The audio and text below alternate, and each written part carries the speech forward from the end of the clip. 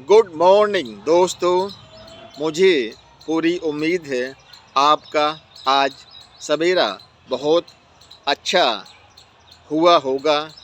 आज हम सुनेंगे 200 बीसी से 300 बीसी के बीच के इन 100 सालों में भारत के साथ साथ पूरी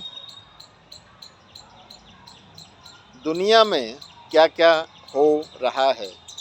सबसे पहले भारत के बारे में बात करेंगे।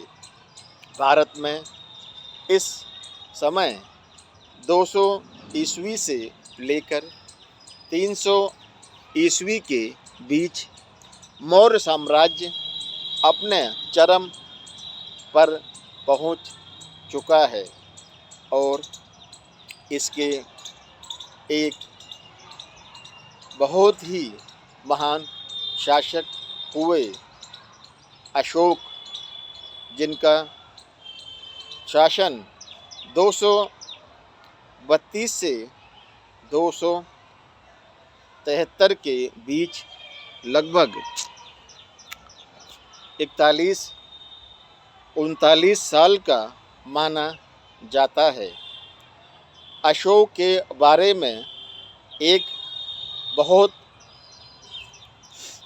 कहानियाँ प्रचलित हैं, लेकिन उनके कलिंग वाली कहानी को बहुत ही ज़्यादा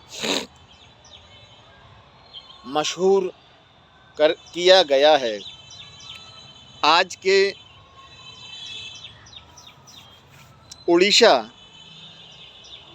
जिस राज्य को हम भारत के वर्तमान 2026 में मानते हैं, उसे ही 200 ईस्वी से 300 ईस्वी के बीच कलिंग कहा जाता था। कलिंग में इतनी जनहानि यानी कि लोगों की मौत हो गई थी, जिन्हें देखकर अशोक पूरी तरह से अहिंसक हो गए थे और अहिंसक हो जाने के बाद अशोक ने बौद्ध धर्म को पूरी तरह से अपना लिया और ऐसा माना जाता है कि बौद्ध धर्म को जैसे ही अशोक ने अपनाया, बौद्ध धर्म का भी अच्छा समय शुरू हो गया।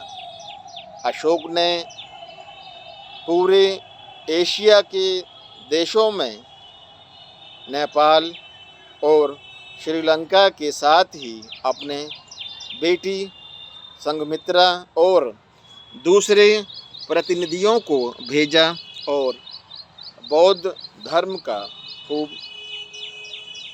प्रचार प्रसार कराया।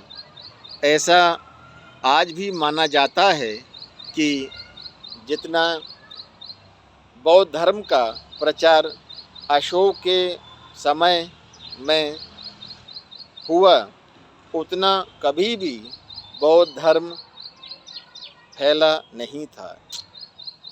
ऐसा माना जाता है आज जो भी पूरे Asia region, Thailand, Singapore, China, Nepal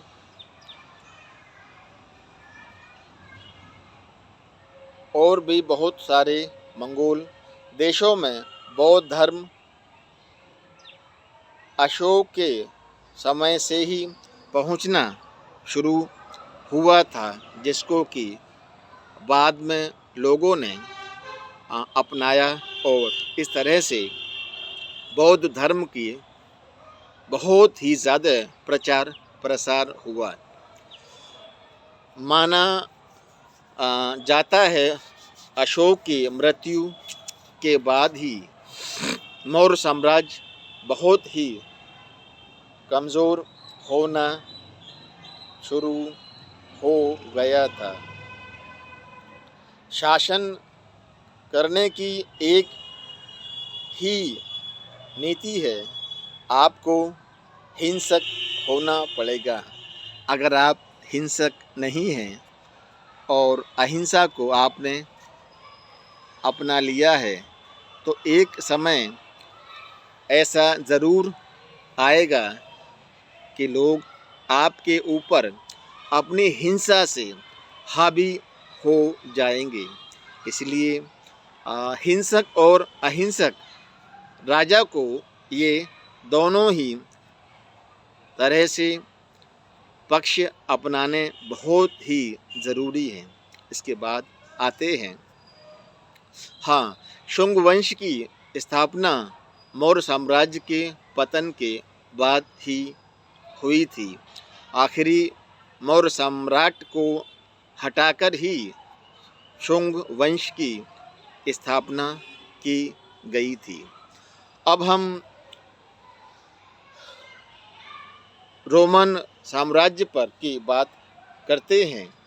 Sikandar, जिसको कि विश्व विजेता कहा जाता था, उसकी 323 ईस्वी में मौत हो गई और यहीं से उसका साम्राज्य यूनान पूरी तरह से कई शासनों में बट गया और कई लोग जिस पूरे भूभाग पर अकेले सिकंदर की हुकूमत थी, अब वहाँ पर कई दूसरे तरह से कई बहुत सारे लोग हुकूमत करने लगे, यानी कि साम्राज्य छोटे छोटे हिस्सों में बट गया। अब आते हैं मिस्र। मिस्र पर यूनान के सेनापति टोलेमी की हुकूमत है और मिस्र में अब यूनानी शासन होने की वजह से मिस्र की कल्चर और संस्कृति, रहन सहन पर यूनान के लोगों का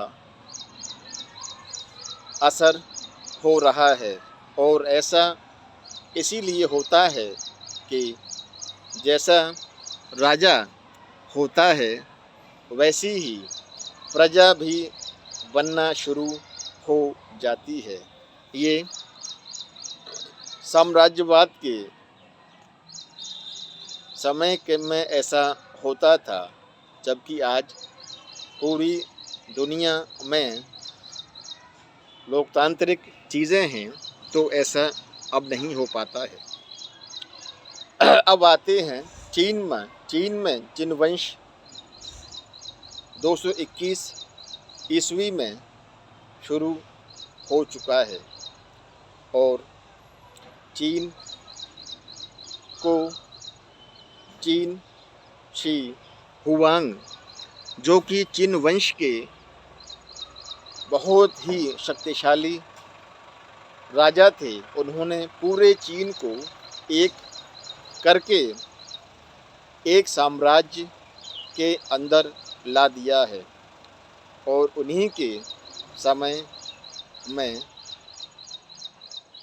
द वॉल ऑफ चाइना, चीन की महान दीवार की निर्माण की शुरुआत होती है।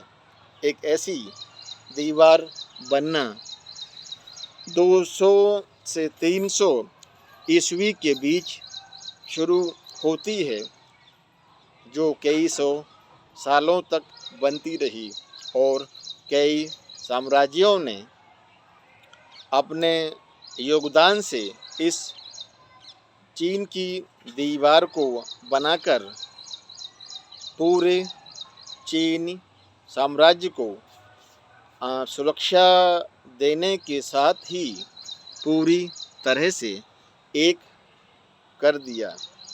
आज की प्रैक्टिस को यहीं पर ख़त्म करते हैं और हम कल सुनेंगे 300 ईस्वी से लेकर 400 ईस्वी में भारत के साथ ही पूरी दुनिया में क्या क्या हो रहा था। शुक्रिया।